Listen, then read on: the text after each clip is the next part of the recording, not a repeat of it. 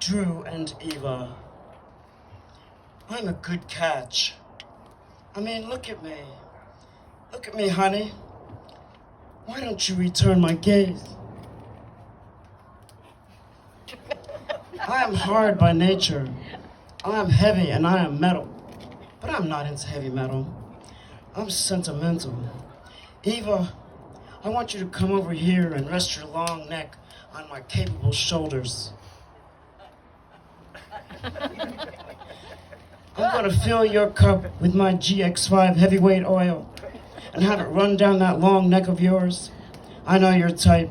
You look all sleek and smooth, but you like the bad boys.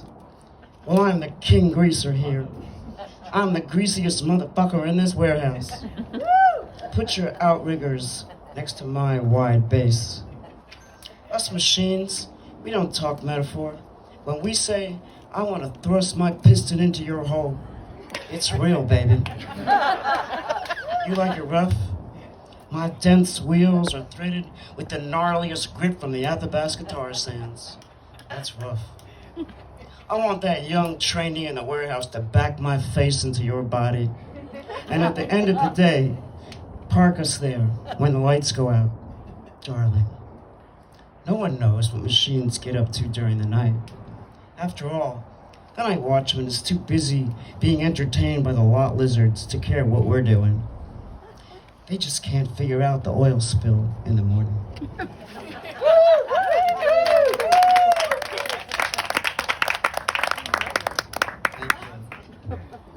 So the first one was a poem, this is a rant, and the last one will be a kind of poem. It's just more of a rant. Okay. Sexy lingerie shopping at Goodwill in Las Vegas. What happened to this bra? There's a story here, I'm sure. In fact, every item in this lingerie section is yelling at me, hey, this happened! At the sexy lingerie section of the Goodwill in Las Vegas, it's like a sightseeing tour for the undisclosed sordid tourist. There seems to be no rules or guidelines, only that some performer needed to cycle through the old for the new. The Goodwill in Las Vegas has once used teddies and fast from fascinations and quadruple E-cup bras from Fredericks. You don't need a photo reference. Leather and chain bondage corsets and one-piece bodysuits with ticklers in the crotch, usually stretched and mangled in obvious areas. In Vegas, you can't wear these more than once or twice in a cabaret because your fans have seen it. So the Goodwill near the Strip is full of this stuff. Why is any lingerie even allowed to be recycled? What is up with used thongs? Who would think to recycle a thong at Goodwill? I mean, who would even buy it? I mean, think of where they go. No. And open crotch panties, they're on a whole nother level. Open crotch panties did for Anamoxia, which is having sex in cars, what the pop top did for picnics. It's about convenience, easy access. Open crotch panties are the exact opposite of child protective outlet covers. You know your kid just wants to stick his finger in there, in the hole. Now I know people have fetishes. Foot fetishes, S&M fetishes, dressing up like baby, feeding fetishes. When James Joyce wrote Ulysses, it was considered an obscene piece of literature because of the chapter where Molly eats chicken leg while sitting on the toilet. The balloon fetish? I don't get that one. Sitting on a balloon? Watching women sit on a balloon? But the grandma undies, I just don't get. Ballooners were designed to be unattractive, so Amish women and Hasidic women did not even consider themselves to be provocative, even under their long skirts. When grandma undies show up at the Goodwill, the pickers in the warehouse grab them from the bale and hide them in their lunchboxes, and when they leave, they are up on eBay by 7 p.m. They're worth a lot of money. This pair of old lady undies has a pocket. What's in the pocket? A receipt from Borders Books.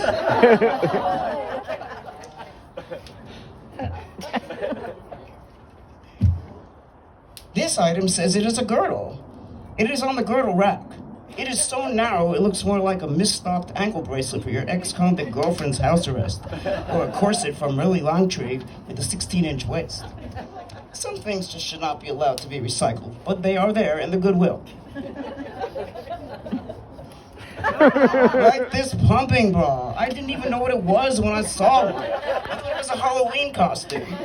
Like the beer hats with the Budweiser cans that you drink from with an overhead straw. I mean, I didn't even know. What is it doing in a Goodwill? And then there are items that defy any category. Are you a tit man? This bra is for the tit man, literally. It is only one titty. Maybe next time I need sexy lingerie, I won't go to the Goodwill in Vegas. I'll just go lingerie shopping at Fascinations on 19th Avenue.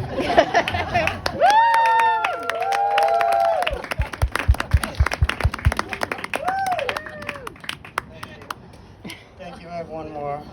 This is a love poem.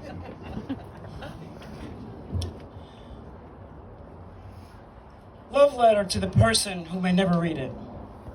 In 1924, Captain Cyril Turner was approached by Farley Barkhart, who was desperate to say, "I love you, Emily Rittenauer," in a new medium known as skywriting.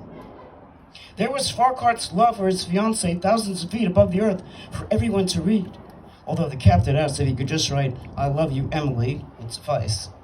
The American Tobacco Company saw this as a win and started puffing the air with Lucky Strike ads. We don't know if Emily Rittenauer ever saw the skywriting. Emily Rittenauer never married Barkhart. In 1965, graffiti artist Cornbread jumped the fence at the Central Park Zoo and wrote, "Cornbread lives on an elephant."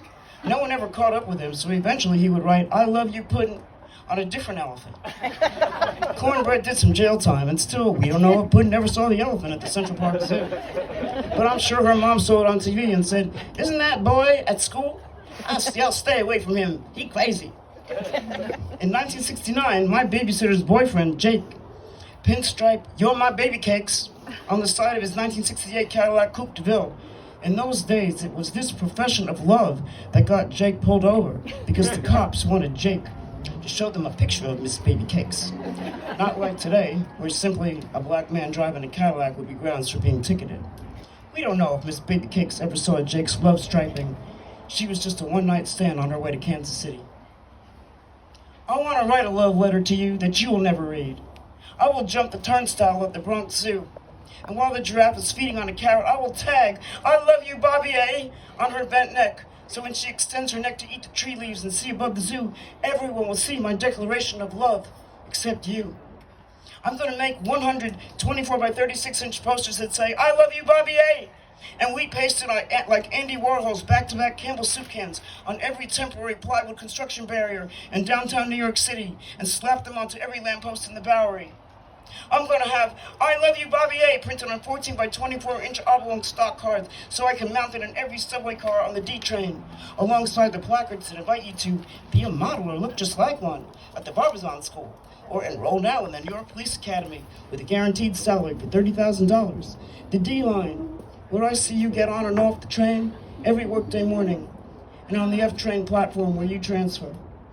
I'm going to make stickers that say, "I love you, Bobby A," and stick them on every column on the subway platform in the subterranean landscape, begging for decoration other than the layers of graffiti, peeling synthetic enamel paint, and water stains dripping from the sewer system above.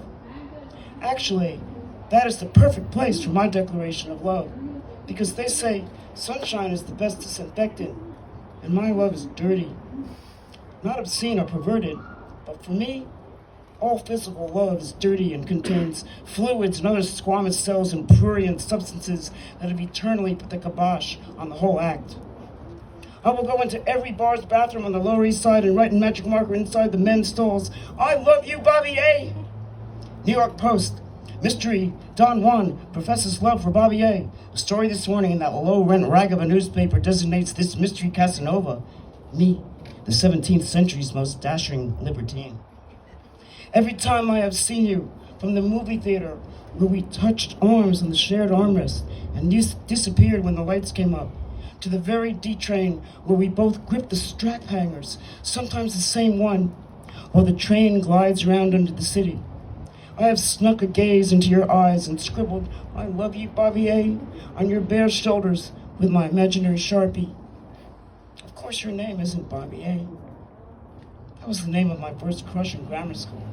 Because I don't want you to know the way I feel about you. The idea that I might have to have someone love me back. That someone, you, might want to touch me in those places that are too loaded with bad memories and gross encounters in a college dorm. I have to do this because I can't say the word love to anyone ever, because it has too much baggage.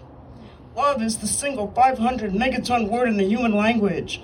Love comes with drama and commitment and relatives and anniversaries and birthday cards. It comes with folded sheets, in-laws, sharing Chinese takeout, and contagious disease. Love implies shared bank accounts, compromise, sperm, and God forbid children, and having to sleep in the same bed when I want firm and you want soft, and I would rather be dangling upside down from a tree. So I'll keep writing these throwaway love pronouncements to you. And I will secretly glow when I sit across from you in the subway car and watch your eyes look up and read them, never knowing it's the creep across from you who wants to do bad things to you but never will, because life is just easier when I never have to say the L word. Thank you.